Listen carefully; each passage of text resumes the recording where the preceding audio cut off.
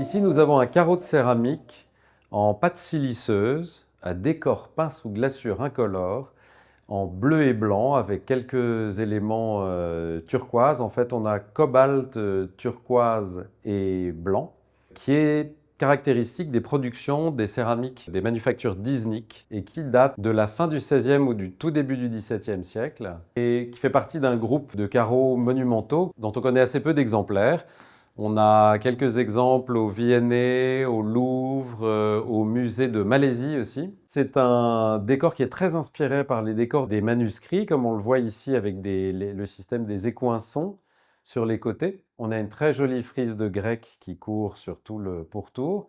Et on a énormément d'éléments qui sont des nuages chi, les nuages d'inspiration mongole qui ont rejoint les décors du monde musulman au travers et des invasions mongoles et de leur influence sur l'art persan, la période timouride, et par la suite qui ont été très appréciés et repris dans le monde ottoman par les artisans persans qui sont venus travailler au Nakashané, donc dans les ateliers de la cour ottomane, qui produisaient tous les dessins qui ensuite étaient transposés sur les carreaux de céramique. On connaît quelques carreaux monumentaux, certains avec des décors d'animaux fantastiques qui sont assez incroyables, qui sont à l'entrée du sérail de Topkapı, qui sont assez connus en bleu-blanc et qui datent, eux, de 1530, dont on pense qu'ils ont été produits à Istanbul. Tandis qu'ici, on est sur un carreau qui correspond à la période de renouveau, de retour à la mode du bleu-blanc, vers 1580-1600, et a priori plutôt à Iznik.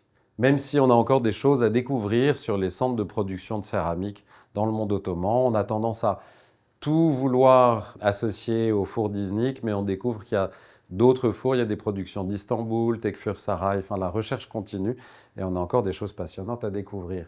Les carreaux monumentaux comme celui-ci, on n'en connaît pas, a priori, à ma connaissance, en contexte architectural.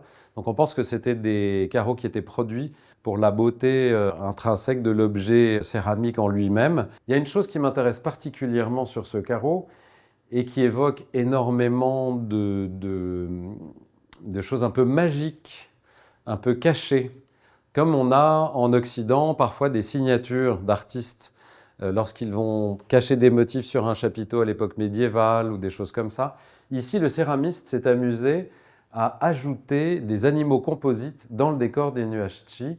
Comme on peut les voir ici, il y a toute une petite frise de têtes d'animaux. Ici, on a un dragon assez étrange et des petites choses comme ça disséminées dans le décor, comme une signature un peu personnelle.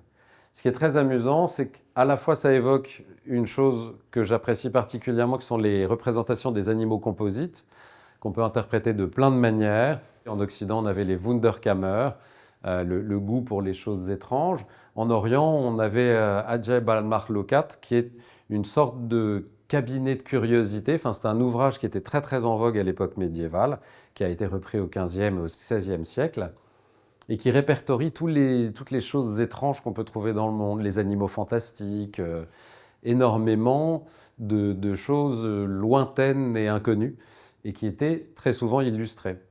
On a aussi l'évocation de l'arbre wak-wak, qui était un arbre dont les fruits étaient des têtes et des humains chantants, ou des choses comme ça, qui étaient très étonnants. Donc, on peut voir pas mal de références dans ce petit décor caché qui fait la particularité enfin en tout cas un des éléments que moi j'apprécie particulièrement de ce carreau.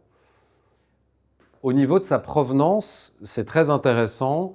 On a mené l'enquête à la fois pour pouvoir confirmer quel était son lieu et sa date de production, mais on a aussi mené l'enquête sur sa provenance, c'est-à-dire quand et comment est-il arrivé ici. On a réussi à remonter jusqu'aux années 30, en tout cas le premier quart du XXe siècle. On sait qu'il était dans une maison boulevard Saint-Germain, dans une famille arménienne. Il est fort probable que ce soit la famille Injoudjian, qui était une famille qui avait une collection très importante. Il y a d'ailleurs un carreau de céramique aussi des manufactures d'Iznik qui est passé en vente il n'y a pas très longtemps, qui a fait d'ailleurs un prix important, qui était un carreau magnifique. Et tout laisse à penser qu'il est fort probable que ce carreau faisait partie de la même collection, même si malheureusement nous n'avons pas de documents qui permettraient de le confirmer à 100%. Tous les éléments dont on dispose, à la manière d'un enquêteur, font que tout nous pousse vers cette possible origine et provenance ancienne de ce carreau.